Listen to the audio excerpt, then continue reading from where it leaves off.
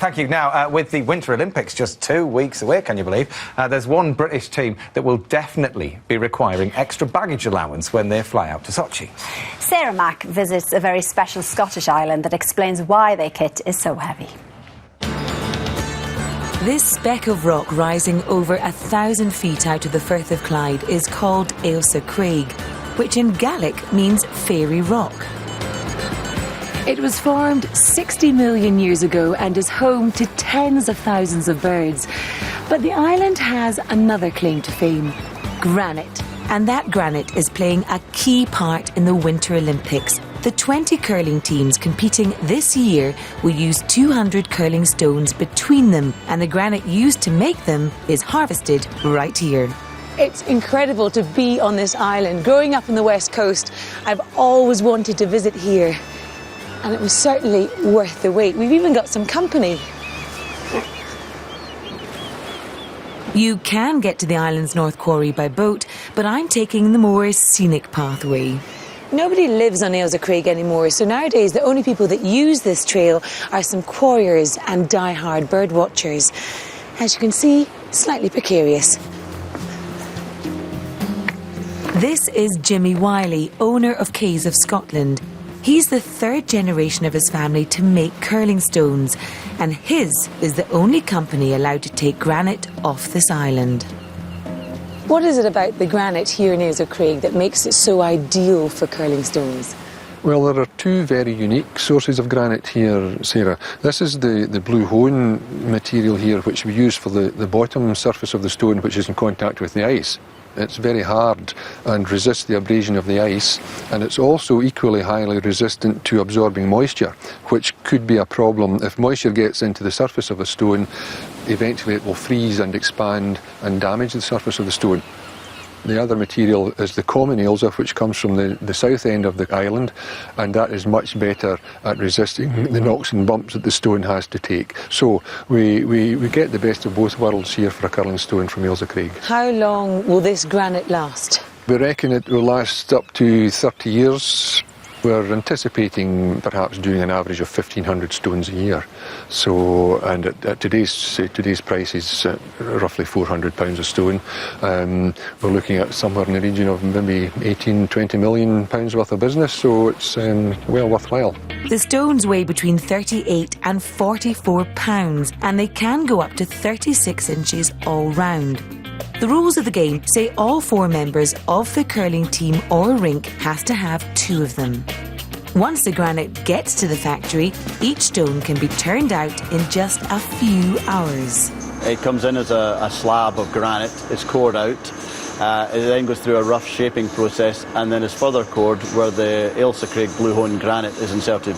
It then goes through a fine shaping process, banding, polishing, and that produces the finished article.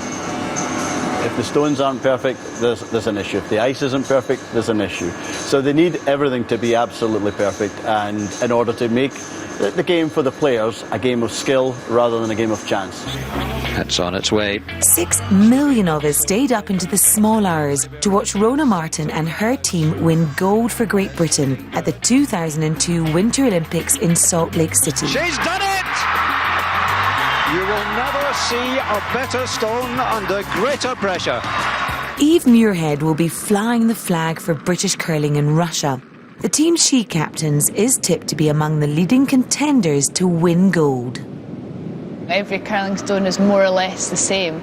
Like, as you can see, they all basically look the same, but there is slight differences. Some stones maybe curl a little bit more, some are slightly straighter, some faster, some slower, but that's up to us to pick that up during tournaments.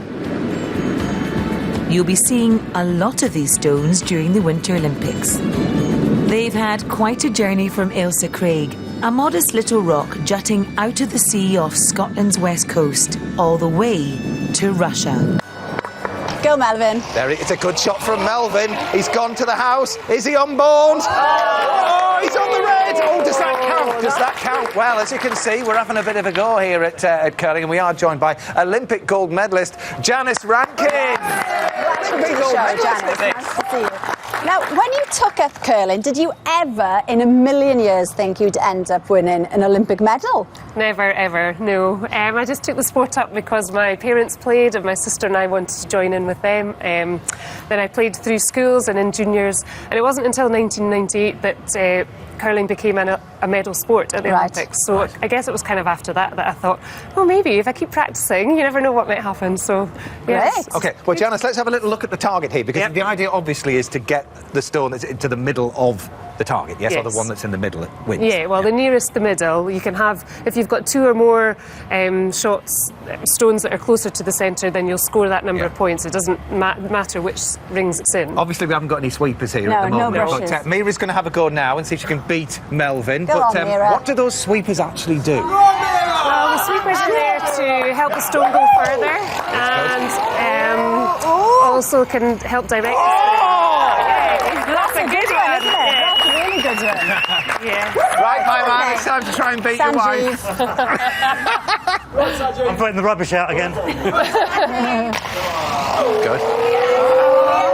Oh, nearly. Oh, well, OK, good. So Mira is in prime position at the moment. That's a good stone, is it? That's a good stone. Right. Have you ever used a stone that hasn't been made off that Scottish island? No. No.